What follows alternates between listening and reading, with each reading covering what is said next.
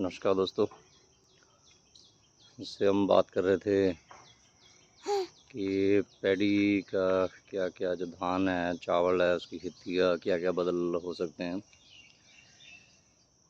तो जैविक फेंस भी एक इसका बदल हो सकता है।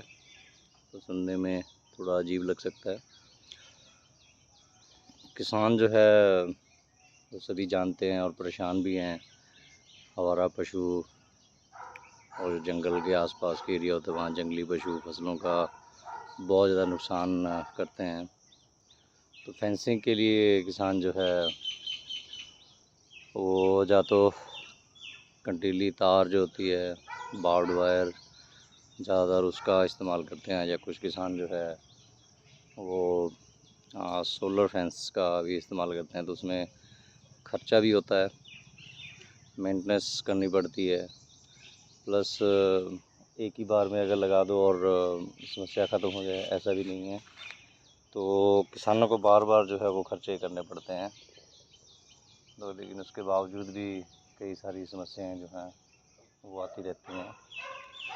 तो जैविक फेंस इस समस्या का भी समाधान है।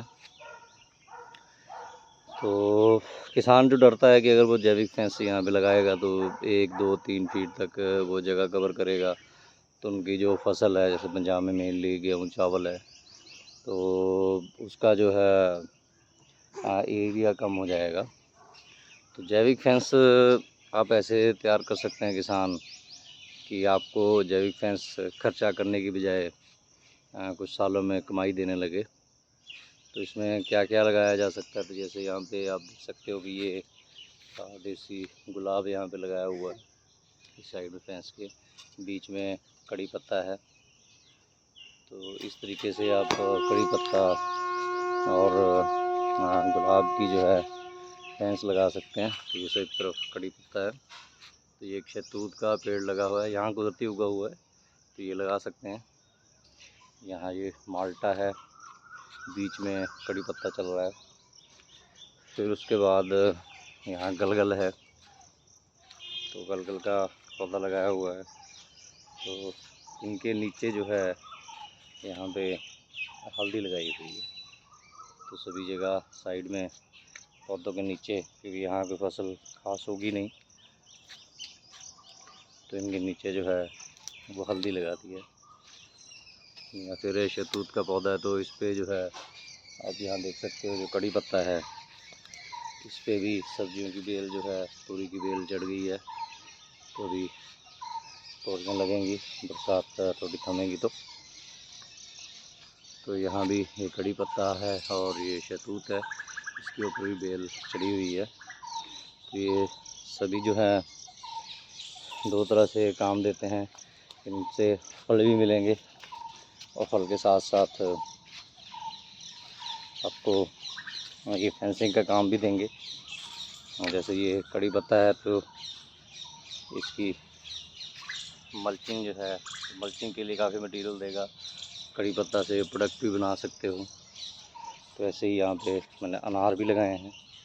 3 साल बाद अनार पे जो है फल आ गए हैं, तो अनार भी पकने वाले ही हैं। ऐसे यहाँ पे ये मौसम्मी का पेड़ लगाया है और यहाँ पे और अनार लगाए हुए हैं। तो जहाँ जहाँ बीच में खाली जगह मिलती है, तो वहाँ कड़ी पत्ता और जो फेंस है उसके ऊपर जो फेंस पे पौधे लगाए हैं वो तो खुद फल देंगे ही, या आप लकड़ी वाला लगाए तो लकड़ी देंगे। साथ में जैसे ये बेल चढ़ाने के लिए भी एक सपोर्ट स्ट्रक्चर का काम आएगा। तो ऐसे आपकी फेंसिंग जो है, जैविक फेंस तैयार की जा सकती है।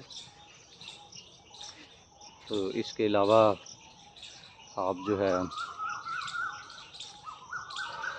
कांटेदार जो पौधे जितने भी हैं वो लगा सकते हैं। जैसे यहाँ ये बाहर की साइड में पूरा आप देख रहे हो कि यहाँ करौंदा लगाया हुआ है, बीच में बेर के पौधे लगाए हुए हैं। तो नींबू जाति के पौधे जो हैं ये नींबू लगाए हुए हैं। तो इस तरीके से जो है फेंसिंग तैयार की जा सकती है।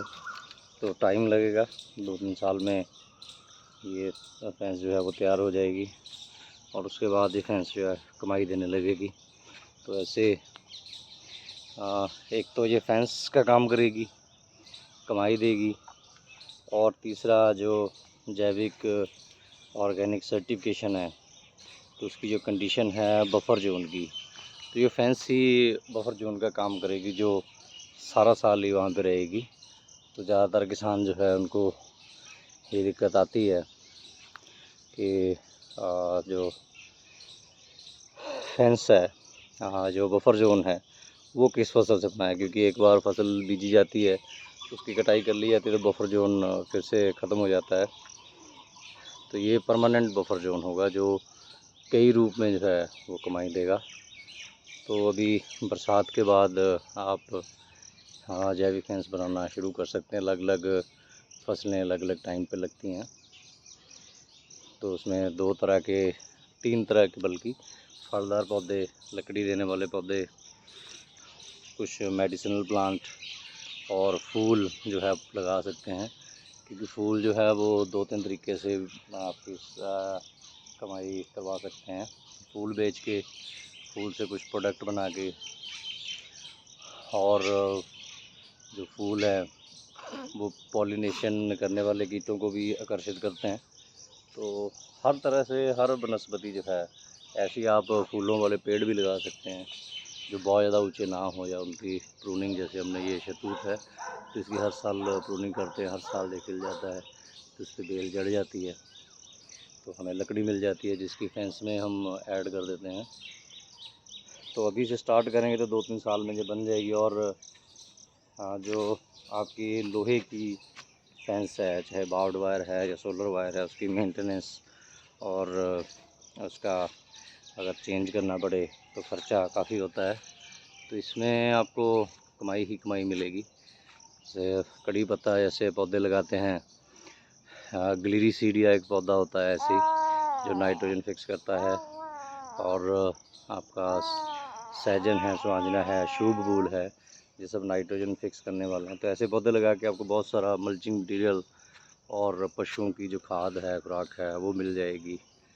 और इसकी जगह जो कवर करेगा उसके लिए आपने देखा ही है, मैं पिछले 3 साल से जब से ये पौधे लगाए हैं तो यहाँ साइड में हल्दी लगाते हैं। तो छोटी सी बगीची में 2-3 महीने खाने लायक हल्दी हमें मिल जाती है। तो ये चीज़ें कर सकते हैं। तो इसी से थोड़ी बहुत ज़मीन जो है वो गेहूँ और उससे निकल जाएगी। तो खेत में ट्रैक्टर, ट्रॉली, कंबाइन घुसने के लिए जगह छोड़ के ये फेंसिंग कर सकते हैं। अगर आस पड़ोस के 5, 8, 10 किसान जो साथ साथ में जिनके खेत हैं वो मिल के प्लानिंग कर लें तो सांझी फेंसिंग जो है वो की जा सकती है। ये गांव लेवल पे भी किया जा सकता है जहाँ से आवारा पशु आते हैं। तो करौंदा जैसे, गुलाब और करौंदा जैसे जो पौधे हैं उनकी घनी खेती करके, घनी बिजाई करके, तो यहाँ तक कि सूअर जहाँ पे जंगली आते हैं उनसे भी जो है प्रोटेक्शन की जा सकती है। तो शुरुआत करके देखिए। PAU में आप जाते हैं तो वहाँ जो 2.5 एकड़ का मॉडल है, तो 2.5 एकड़ के मॉडल में गलगल और करौंदा उसकी फेंसिंग का मॉडल बनाया हुआ है। तो वहाँ से आप देख सकते हैं, कई बार यकीन नहीं होता तो वैज्ञानिकों ने भी ये मॉडल बना के दिखाया है, तो आप इसको देख सकते हैं। बाकी YouTube चैनल पे मैंने काफ़ी सारे वीडियो बनाए हुए हैं प्रोग्रेसिवली कि कैसे कैसे ये फेंस लगाई जाती है और बढ़ाई जाती है। तो आप भी ट्राई ज़रूर कीजिए। ये कमाई का एक साधन है, कई सारे इसके बेनिफिट हैं। तो पौधों के तो बेनिफिट गिनाए ही नहीं जा सकते, लेकिन आपके लिए जो सबसे बड़ा है कि पशुओं से आपकी जो है सुरक्षा हो जाएगी। धन्यवाद।